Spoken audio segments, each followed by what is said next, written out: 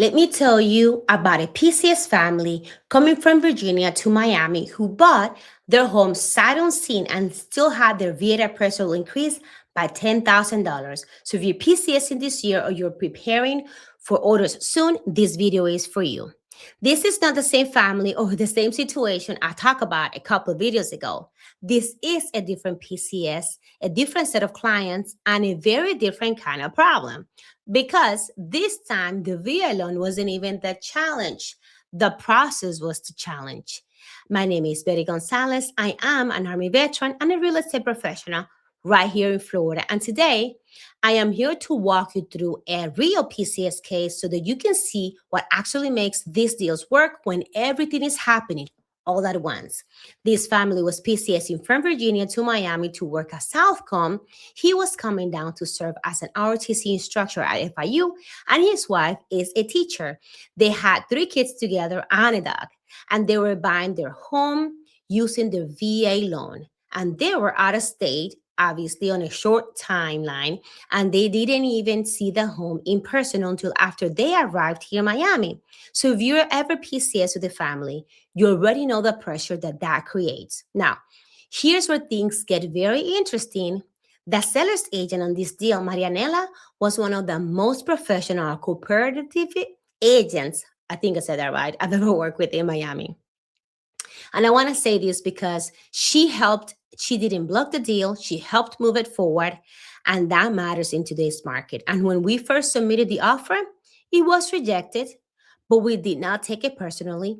This was during a tight market and the property was priced aggressively. So we waited a little bit and we watched the property. And when the home was still on the market, we came back with a better strategy and the offer was accepted. Now, we already knew the appraisal could be tied, and because obviously I had done my homework, and my clients understood that going in, we structured the offer intentionally, and voila, it was accepted. This wasn't guesswork now. This was planning. But here's the part that most veterans never heard about. During the process, we discovered something that no one expected. The builder had left an open permit on the property. The sellers, which was the sellers and the buyers, did not know it existed, and my buyers did not know it existed. So without resolving this deal, this could not close. And on top of that, the city of Hialeah Gardens required its final inspection and a reissue of reoccupation clearance before a buyer can legally reoccupy the house. That's not something that most people talk about until it stops their closing. So while my clients were still out of state, focused on their PCS logistics and their kids, the listing agent and I were on the phones calling the city with the lender and with the VA appraisal department. We were clearing permits, coordinating inspections, and submitting documentations, and making sure that this didn't delay their move. This is the part of the process that most veterans never see. And it is the part that quietly kills deals.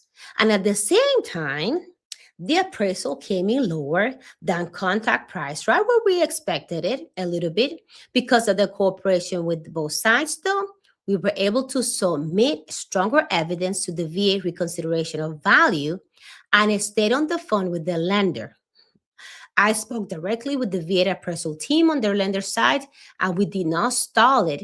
That persistence mattered because the appraisal was reconsidered and it came back 10,000 higher. That mattered because if that didn't happen, the seller was not going to sell, and my clients wanted stability, school, certainty, and know that they wouldn't be forced to move again mid-assignment. So the permits actually clear, the city issued the moving approval, and they were able to close on time, and they move in before the report day. And today, this home could be used as part of a rental portfolio if they choose to do it, or they can go ahead and sell it. However, they knew that they were not going to be forced to move because the landlord would ask them to move or sell the house from under them while they were here stationed in Miami. This deal didn't work because the VA loan was flexible or non-flexible. It worked because the process was navigated correctly. And this is what the VA win method actually looks like in real life. Work the VA loan correctly, identify leverage early, and navigate every moving part, appraisal, cities, permits, timelines before they become a problem. So when one of these are missing, veterans lose quietly and expensively. But when all of them are present, even complex PCS moves come together. So now you know something that most veterans don't. And you know the VA loan isn't the risk. You know the bad guidance is. And more importantly, you know what happens behind the scenes.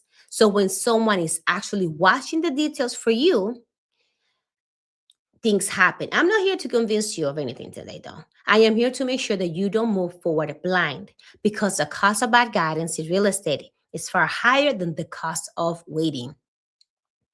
So if you're PCS into Florida, buying from out of state, or trying to understand whether buying even makes sense for your timeline, your next step isn't pressure, is clarity. So below this video, you'll see a way to continue learning.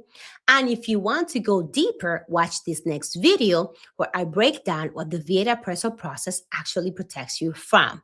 Again, my name is Betty Gonzalez. I am a veteran and I am someone who understands the process because I lived it and I now help people navigate through it. From serving our country to serving you, now I will see you inside this next video. Bye.